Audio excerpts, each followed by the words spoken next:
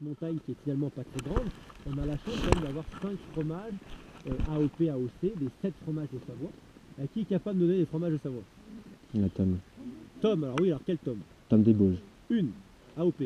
Après, Roblochon, 2, Tom de Savoie, AOC, 3, Abondance. Abondance, AOP, tac. Beaufort, AOP, bien. AOP, c'est le roi. Il en manque Abondance, vous m'avez dit. Appellation d'origine. Abondance, alors Beaufort, je sais plus où on suit. Beaufort, Abondance, Tom des Bauges. Tom des Bauges, Gruyère, AOC, et puis Chevretin, Ouais. Beaufort, voilà, 5, 6, 7, AOC avec les deux. Donc en fait, sur cette toute petite montagne, on a 5. Parfois, vous baladez l'été, c'est plutôt sympa. Petite dégustation de chèvre ici, petite dégustation de Roblochon là-bas, petite dégustation d'Abondance, et ça, c'est une chance. Parce que finalement, chez nous, à 30 minutes de chez nous, sur une toute petite montagne, on a la chance de retrouver ça. Et si vous avez la chance de venir nous voir cet été, vous verrez ces pétanques cross dans les alpages, dégustation de fromage, je pense qu'il y a pas mal de choses qui sont sympas. Et la deuxième chance qu'on a aussi sur la montagne du Sénos, finalement, c'est que regardez, la ville est à nos pieds, nous sommes à 30 minutes de tout, du luxe, du confort, et finalement, ici, il y a quelques jours sur la montagne du Sénos, ça soufflait à 130. Donc finalement, ici, on n'a rien, parce que cette montagne a été protégée dans les années 80-90 par un syndicat. Mais il faut savoir qu'il y a un seul hôtel-restaurant, c'est celui-ci. À l'époque, il y en avait un deuxième, mon ami Coutet qui était là-bas, qui a tout vendu maintenant, mais il n'y a que ça. Et quand l'hôtel il est fermé, vous êtes les seuls habitants de la montagne.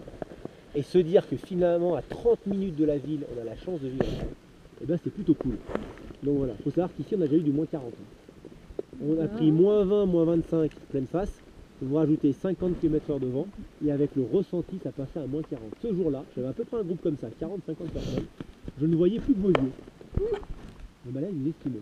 Je sais pas trop, des fois je me demandais si c'était pas le bonhomme de tout habillé en vert, vous savez, mon petit Kenny. Donc voilà, donc profitez ce soir, c'est facile. Pas de vent, froid, mais pas extrêmement froid, donc c'est bien, profitons-en. On y va, on continue?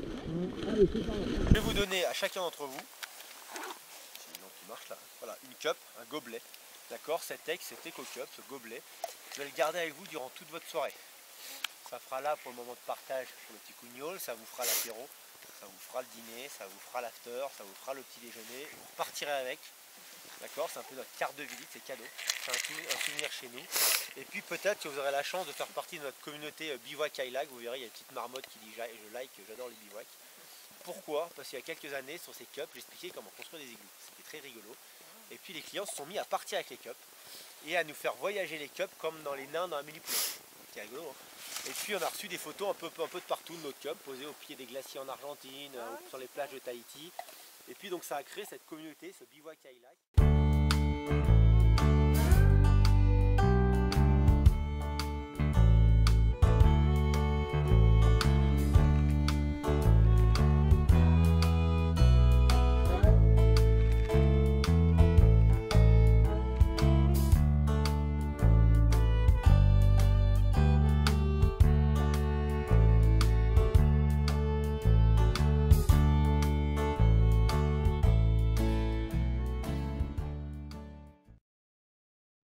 De créer ici sur notre petite station du Sénos, maintenant le plus grand village d'igloo de France, parce que chaque année on crée une dizaine d'igloos en pleine nature.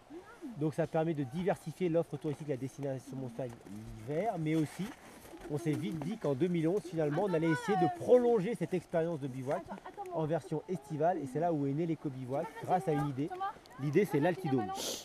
L'idée elle était simple, c'était pouvoir concevoir une structure en forme d'igloo, totalement recyclable, autonome en énergie, qui puisse être de différentes tailles, 49 mètres carrés, 25 mètres carrés ou 9 mètres carrés de toit panoramique. Il fallait que ça respecte les consignes du bivouac, monter et se démonter rapidement.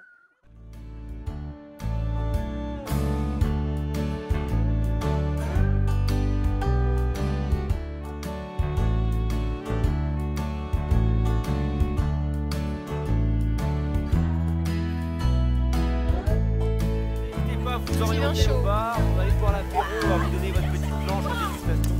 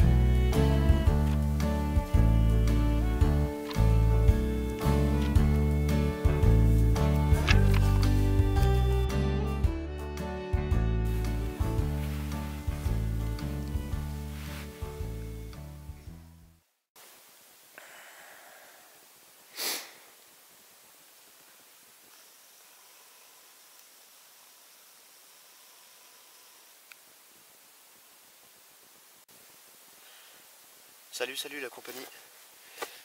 Donc bah voilà, je suis réveillé là, il est à peu près 8h30. Donc j'ai été mettre le thermomètre dehors parce qu'en fait il a neigé toute la nuit.